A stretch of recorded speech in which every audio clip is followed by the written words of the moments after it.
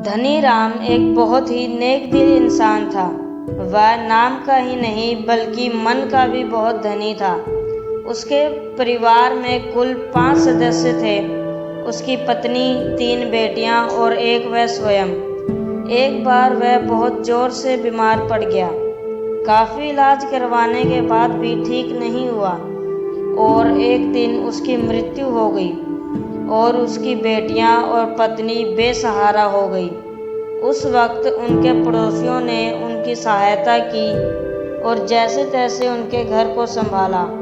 दूसरी ओर धनी राम का नेक दिल इंसान होने की वजह से उसे हंस का जन्म मिला, और ऐसा वैसा हंस नहीं जिसका पंख वह किसी को भी अपनी मर्जी से देता तो वह रात के 12 बजे सोने के पंख में बदल जाता था।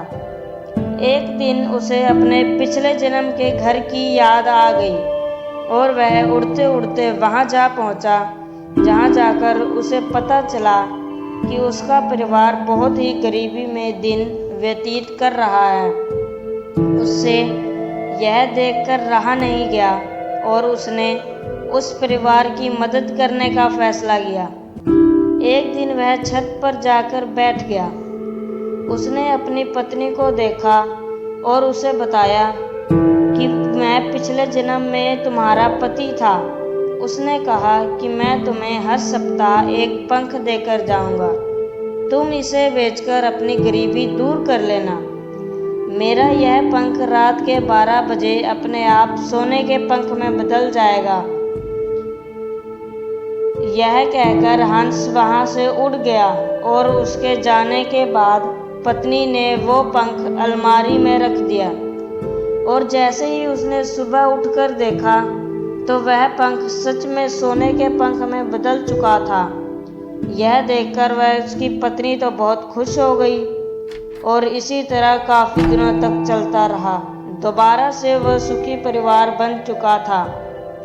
एक दिन उसकी बेटी ने कहा, माँ, अगर ये पंख हमें मिलना बंद हो गया तो हमारा क्या होगा? 2 बेटियां बोली, नहीं नहीं, ऐसा नहीं हो सकता, क्योंकि वो हंस हमारे पिता हैं, वे ऐसा नहीं करेंगे। एक रात वह इसी उधेड़ बून में थी कि यही सब सोचती रही। आखिर उसके मन में लालच आ ही गया। उसने सोचा, अगर ये दोबारा ना आया तो हम इसका कुछ नहीं कर सकेंगे।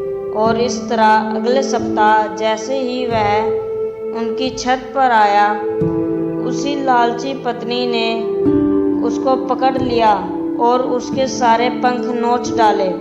हंस निढाल हो गया, लेकिन थोड़ी देर बाद उसके पंख दोबारा आ गए और वह उड़ गया। उसकी पत्नी ने उसके सारे पंख अलमारी में रख दिए और सुबह होने का इंतजार करने लगी। जल्द ही सुबह हो गई। जब उसने अलमारी खोलकर देखा तो वह सन्न रह गई। पंख ज्यों के त्यों ही पड़े रहे।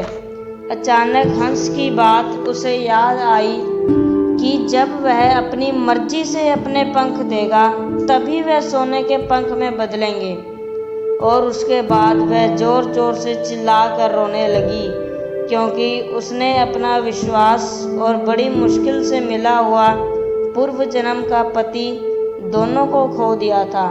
और लालची होने के कारण वह धीरे धीरे फिर दिनहीन यानी गरीब हो गई।